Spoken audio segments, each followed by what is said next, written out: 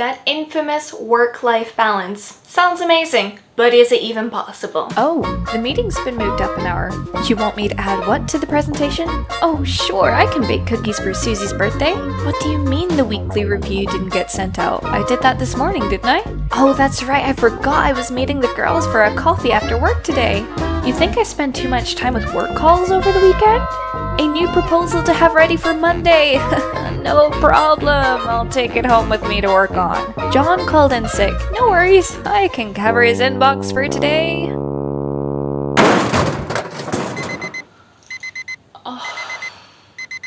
Here we go again. The idea of having this perfect work-life balance seems amazing yet so unattainable. No matter how hard we try, there is always something that ends up dropping by the wayside. But what if I told you that there's actually something that you can do to be able to achieve this balance, and all your colleagues, your friends would respect this balance and actually help you maintain that balance? Oh, what's this magical secret, you ask? Why, it's setting clear boundaries. Now, hear me out. If you're regularly feeling burnt out, exhausted, overwhelmed, ending the day just feeling like you want to burst into tears because it's just too much, then hun, that ain't normal. You're lacking boundaries and we need to fix that. So what do I mean by boundaries? Quite simply put, boundaries are your personal limits, a dividing line. These are normally what you put into place into your life to kind of control the way that people speak to you, act around you, and what they can expect from you. They are personal limits, so they are your personal limit, created by you for you. Mine. And you create them based on what you value, what you believe, what experiences you've had in your life. All of these things accumulate over time, creating these boundaries. All of these are created for your best interests. Now, having a boundary could be quite simple. It could be how comfortable you are with a friend hugging you. Now, I'm a huggy person, so I'm all for it, but not everyone is, and it's important to value that. You see, boundaries are there to keep you comfortable and everyone else around you comfortable too. It's not just you that's going to have the boundaries, but other people will too. And because they are personal, not everybody is going to have the same boundaries. They're unique to each individual person. And because of that, it's important for you to think about what boundaries are important for you. And we're going to talk about 3 ways that you can do that now. Okay, so 3 ways that we can set better boundaries. Number 1, understanding your limits. What are they? And how to define your time. Now here you're going to need to do some reflecting. In order for you to know what your boundaries are, you need to kind of have a think about what you value. What are things that are really important to you? It might actually be easier to start by thinking about things at work that really irk you. Does Pam always say that she's going to send her notes for the presentation the day before, when in reality, she sends it an hour before and then she expects you to present some miracle? Or does Janet think that it's appropriate to bring up home life and try to spill the tea when you want to keep work professional and separate from your personal life? Then these areas are where a boundary could be really helpful to have. Now, don't get me wrong, this first step could be through trial and error as you figure it out over time what actually works in your life. It isn't going to be a simple mind mapping session where you're going to see the results the very next day.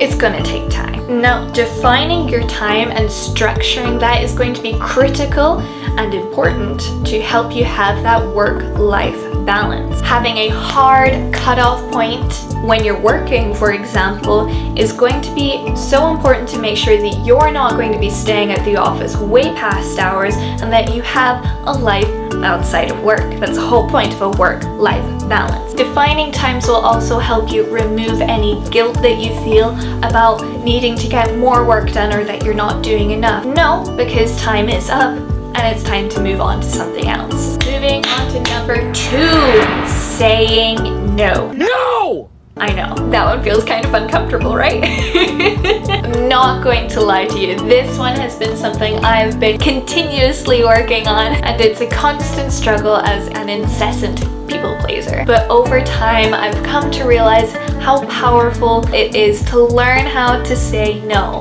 That simple 2-letter word. Instead of having that little somersaulting feeling in your gut when you're about to say no, let's have a think about this. By saying yes to everything, you will be saying no to something else, whether you realize it or not. More often than not, what you end up saying no to is your rest and your well-being, which then means that you're not going to produce high-quality work anywhere near to the standard that you or your employer is asking for. You're a human, and unfortunately, it simply isn't feasible to do everything.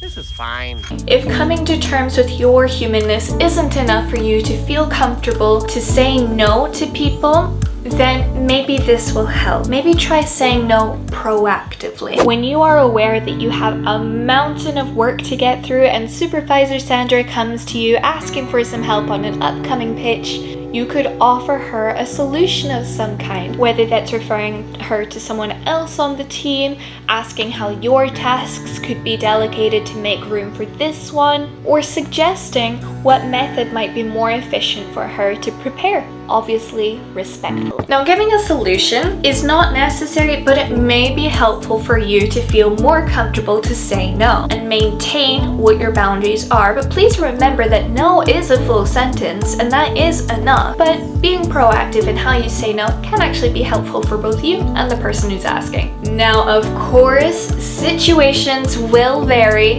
Judge a situation on your own accord. If you know that it's something you cannot say no to, have a look at the rest of your time, going back to how you're defining your time on how you can best handle that situation. Your limits are there to keep you sane. Make sure you maintain them. If you've been enjoying this video, bobbly bob the like button for me. It helps get the video out to more people. Thanks! Moving on to number 3 then. Communicating clearly and patiently. How are people going to know your boundaries? You need to tell them, right? Oftentimes with a very deep breath. Now, I say this because sometimes you're gonna need to repeat yourself over and over again before other people actually learn what your boundaries are. Saying things once for most people is not going to be enough, and that could be frustrating at times, but remember, everyone else is human just like you are. For example, say that you've carved out time specifically on your calendar to work on emails, but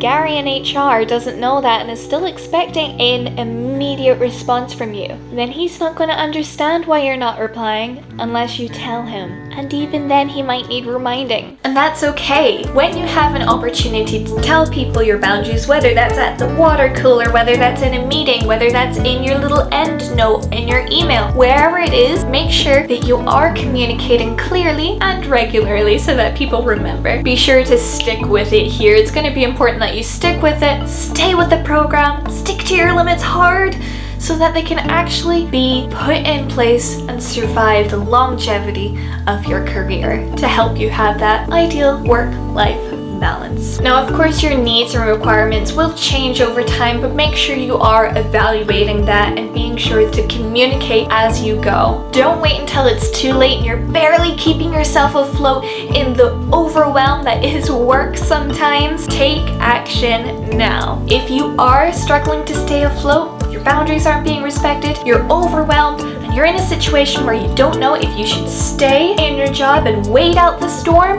or whether you should take the lifeboat and get out of there quick, that's you. Watch this video next.